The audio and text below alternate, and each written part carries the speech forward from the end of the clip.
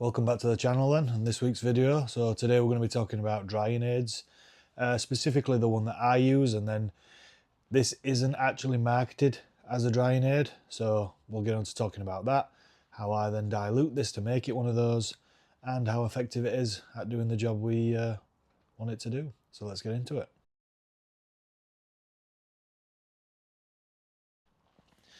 Right then, today we're talking drying aids like I mentioned, and in my case in particular I don't use a dedicated drying aid as we would call them.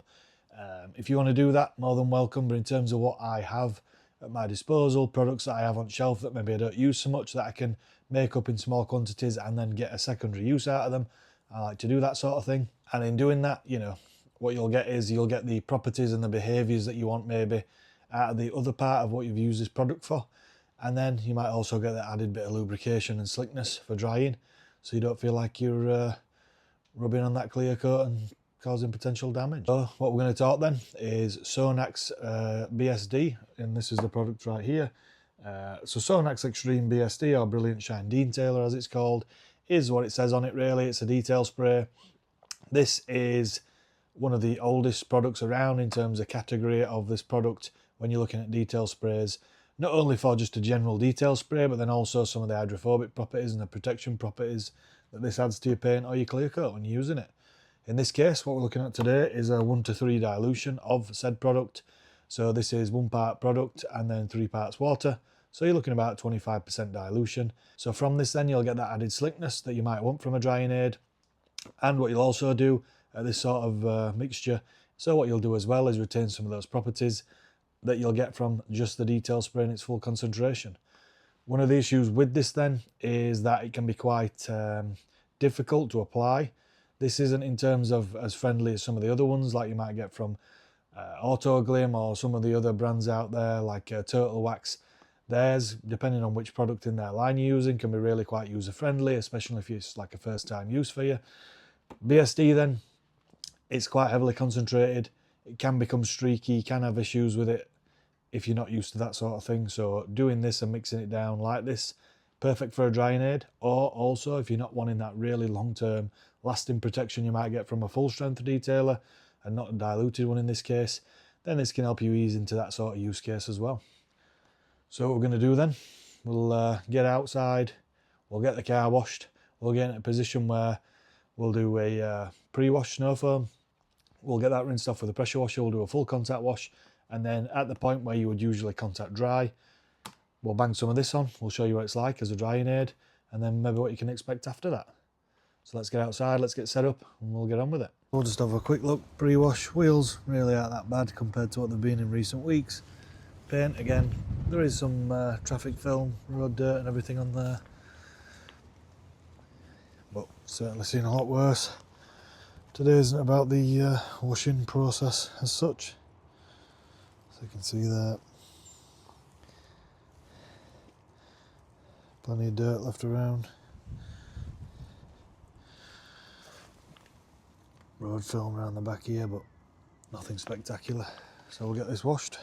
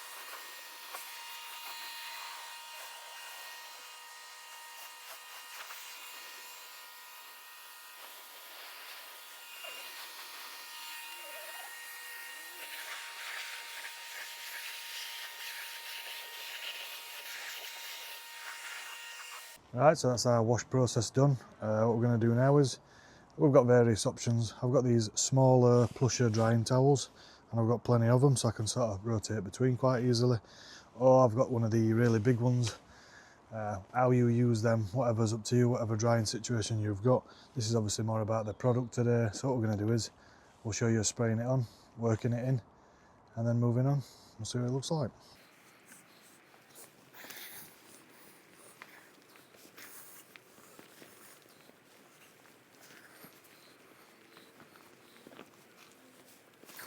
The weather's definitely not on our side today.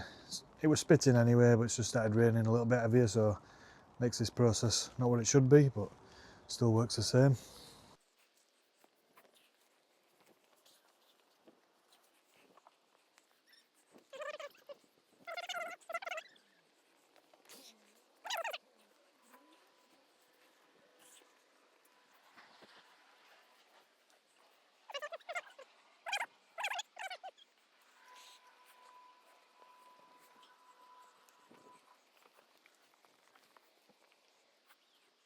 Like I said, the weather is definitely not on our side today. That doesn't give you the full impact of what should be happening. Obviously, we're spraying this product on, 2, 3, 4 squirts depending on panel size. Just because of how watered down it is, we can get away with that, no streaking or anything. You're then going over the panel. What you should ideally be doing is sort of using it one side to get most of the drying done, and then flipping or switching to a dry air towel just to give it that final buff. So if you have a look here then, what we're looking at is hydrophobics and contact angles. So as you can see, really not so good contact angles on this top bit where we haven't yet used the drying product. And then here where we have used the drying aid, you can see much tighter grouping, better contact angles, and an all-round better finish.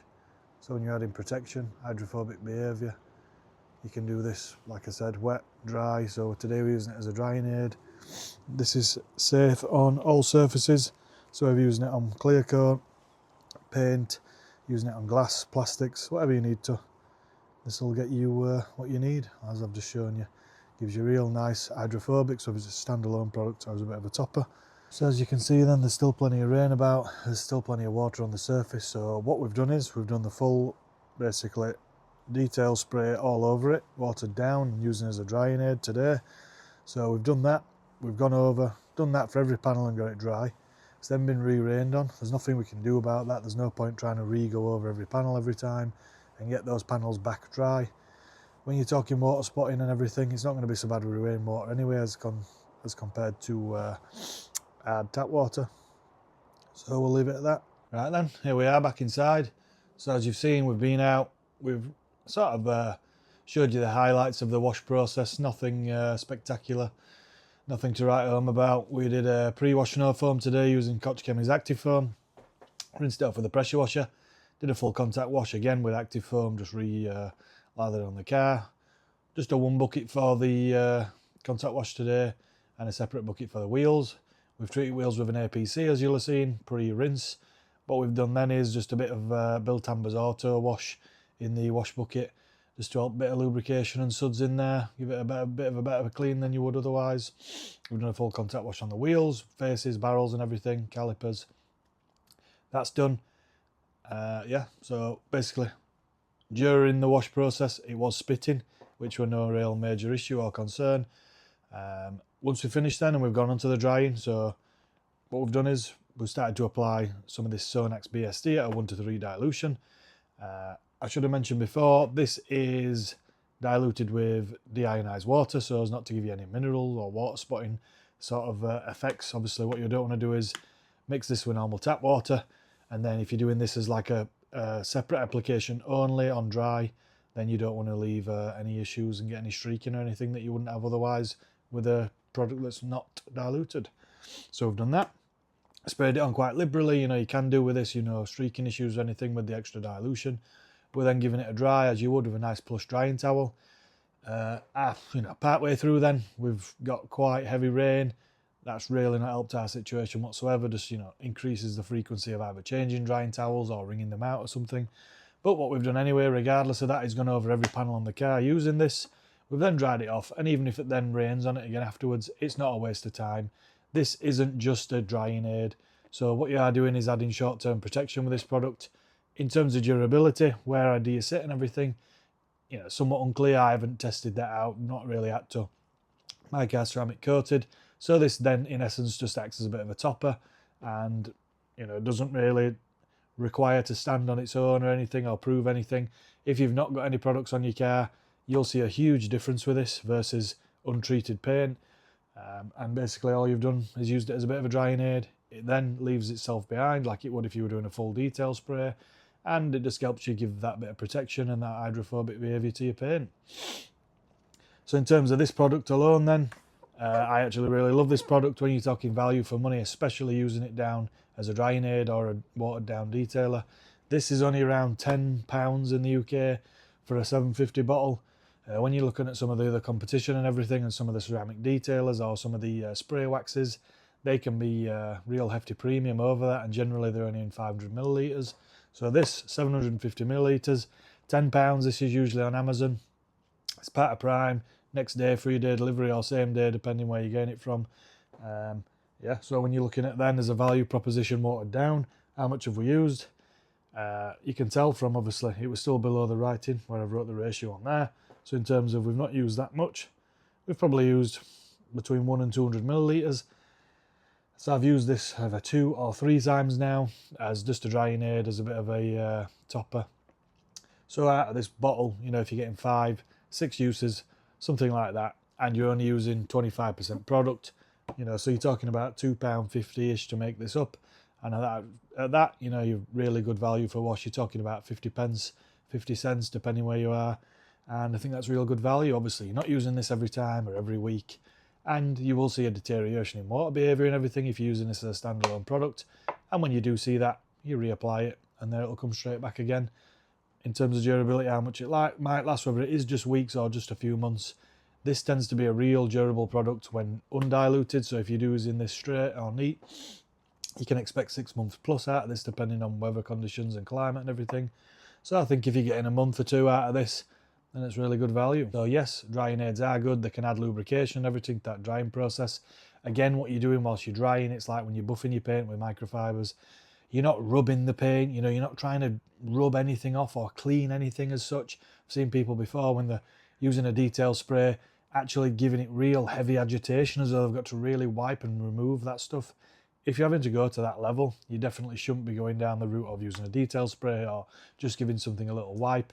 If it's literally any more than just the weight of your hand and then rolling that microfiber off, you shouldn't be then using that method to remove anything using a detail spray and a microfiber. If you do, you're going to scratch, you're going to mar, you're going to swirl, and nobody wants that, especially not me with a ceramic coated vehicle. That's us for today then. We've used BSD in its watered down form as a drying aid, or what could still be used as a detailer if you so wished. It would just be diluting it. So whether you're a first time user and you're worried about the streaking or anything, or it being a bit grabby or something, this is an option. As a drying aid, it's an absolute no-brainer if that's what you want to get into in terms of speeding up your application process and not doing a full dry, then doing a dry application of a detail spray again on top of that, just to add time and all and everything. This is a real good quick option for doing that. That's it for today's video then. I hope you've enjoyed. I'll look at the Sonax BSD as a 1 to 3 and looking at using that for a detail spray, you know, watered down one or just a drying aid. So let me know in comments below, would you use a detail spray as a drying aid? Would you water it down like this? Is there anything else you might like that's similar or something you prefer as an alternative? Let me know in those comments down below. Don't forget to subscribe if you're new to what is a pretty new channel. I think we're only 5 months into this now at the time of filming, so get on board, and plenty more to come in the future. Like the video if you haven't already, and we'll see you next time.